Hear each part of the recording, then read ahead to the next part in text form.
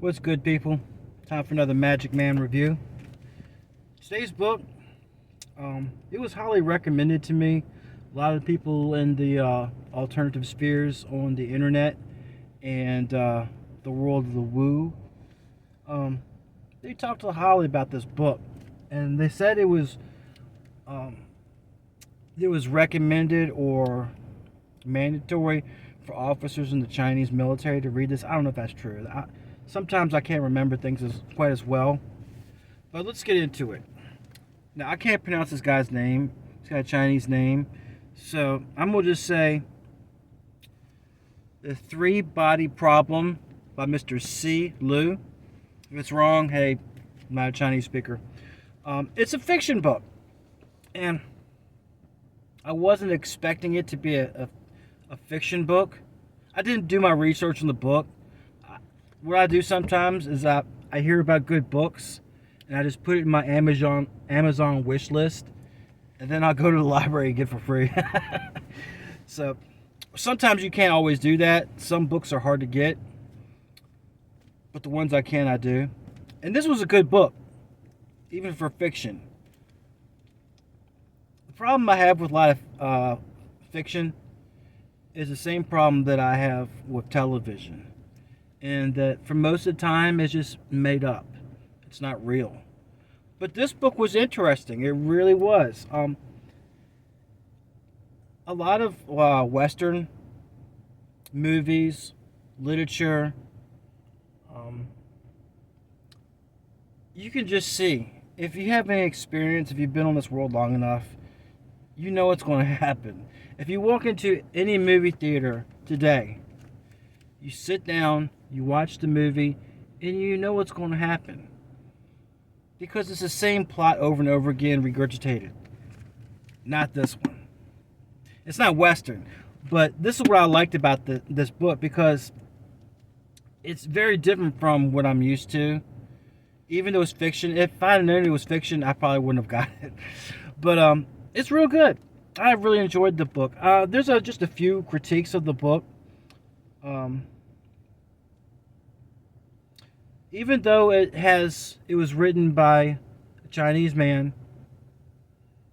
and it has an Asian mentality, and we'll get into that in a little bit, it still has a predisposition towards Westernism that you'll see in the book. It's sort of an admiration for Western scientists. And when I'm talking about Western scientists, I'm talking about all the way back to the Greeks. And there's a lot of Asian history just blended into it, but there's a whole lot missing too. Like there's no Persian scientists in this book. Okay, I was like, well, how come you keep on talking about Western scientists, but there's no Persian scientists in this book? And you'll see what I'm talking about if you read the book. The book itself is a really cool science fiction book. It really is. You should read this book. It's got everything in here that you would like in a science fiction book. It's got crime. It's kind of like a murder mystery. It's got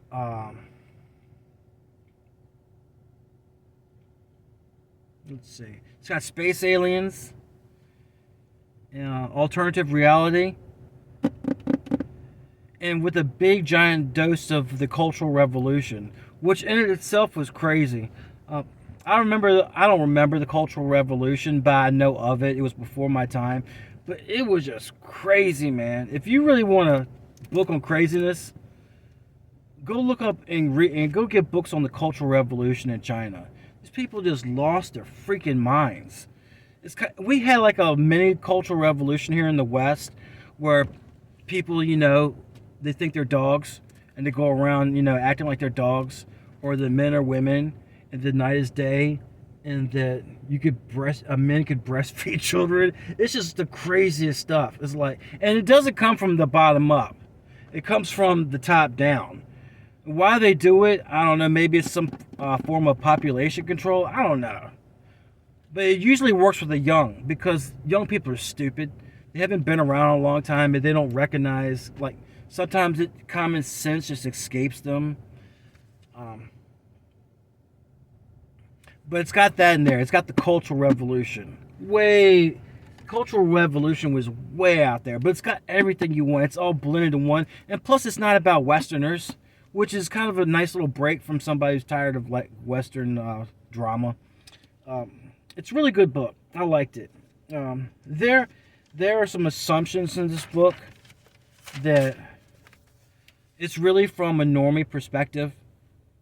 Like, there are a lot of things in this book from a scientific point of view that are assumptions.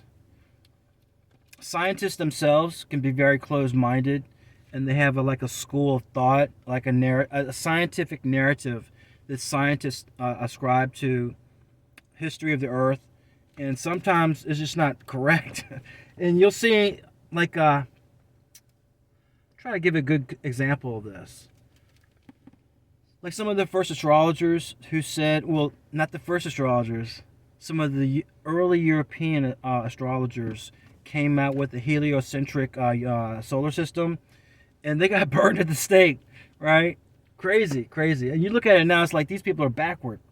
No, it's the system. The system was part of their identity. You know, they believed Earth was the center of the universe, and if you attacked their the narrative, then you were attacking them, their identity.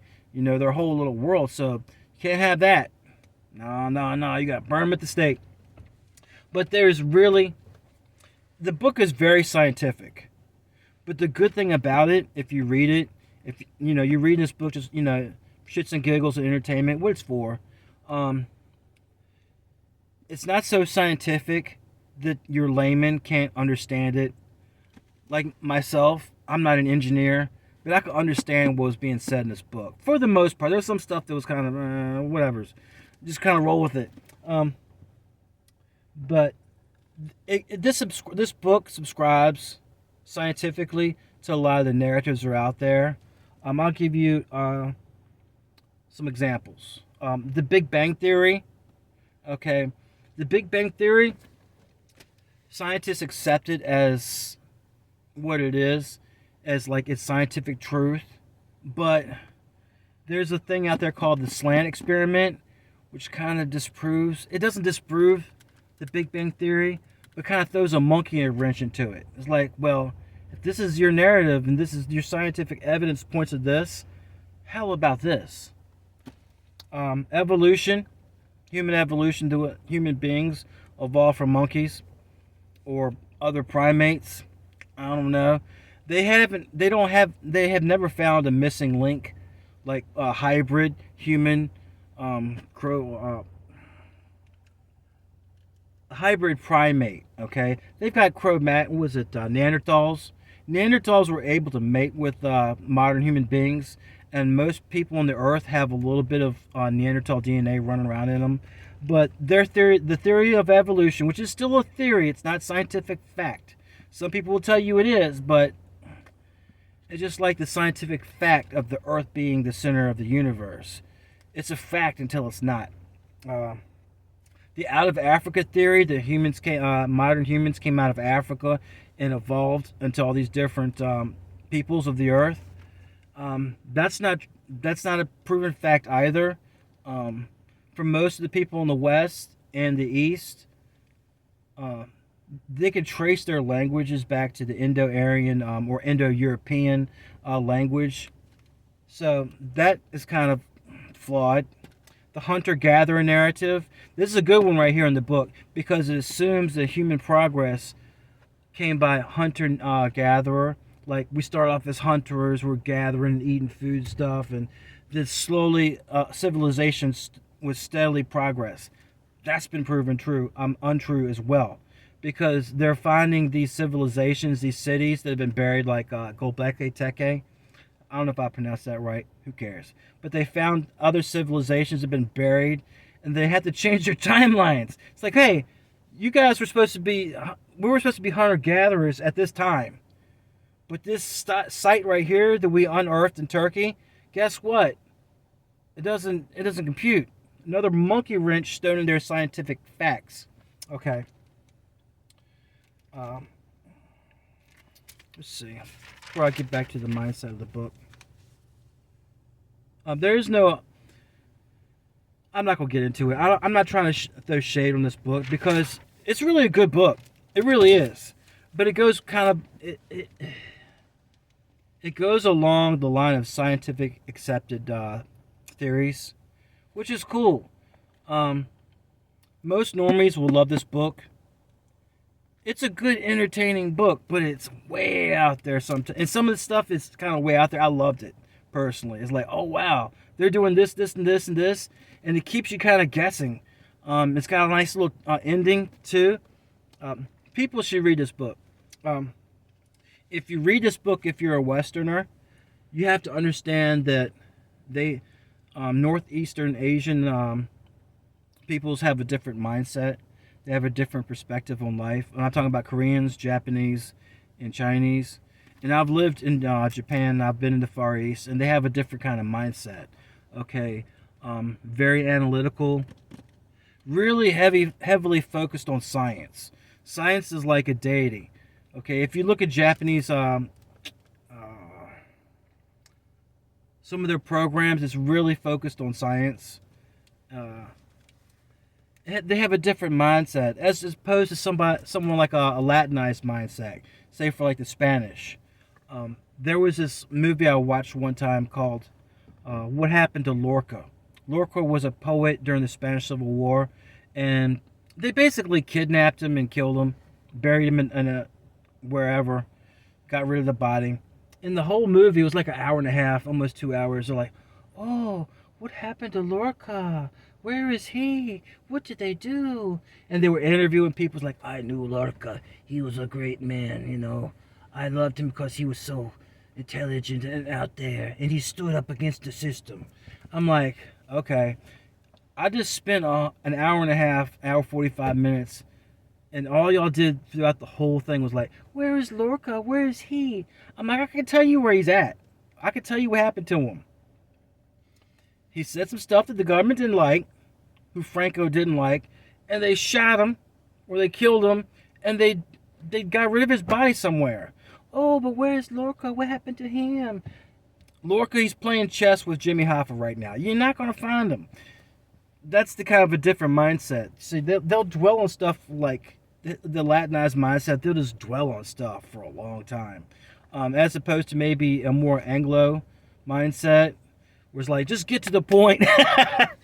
And here I am rambling on, but that's kind of like the gist of my channel. I get to ramble on. It's my channel. I can do whatever I want. Anyways, if you're a Westerner and you read this book, you have to understand that it's kind of written in a different mindset than what you're used to if you're reading more Westernized literature. But it's a good book. It really is. Let me see if there's anything. One of the good little quotes in here, there's this dirty cop I kind of identify with in the book. He's like this kind of nasty character, but all these scientists, they can't really get it. But he's a dude from the streets, you know? He gets it, and they're kind of mocking him, but at the end he's right. And the scientists are like, oh, Shi Qiang, the man who feared nothing because he knew nothing. Like, always these egghead types think they know it all. And it's the guy on the ground, you know, the nitty-gritty guy who can, you know, change your tire, you know, build your house. He knows what the criminals are doing. Those are the guys who understand how things work. Sometimes these people get all lofty pie in the sky, worshiping scientists, but it's the street beat cop that really knows what's going on. I like the book. Had some really good characters, some interesting characters, and some of these people in here are just despicable, right? They're traitors to their own race. Okay, you got to read the book. I'm not going to dwell on any more about it. The Three-Body Problem by Mr. C. Liu. Okay? Go ahead and read the book. You can get it at the library. You can get a used copy on Amazon. If you're so inclined, I would get one from Barnes & Noble and put it in your library. I think it's worth a second read. I really do. If you like this channel, if you like the videos, make sure to like and subscribe. And until next time, people, peace out.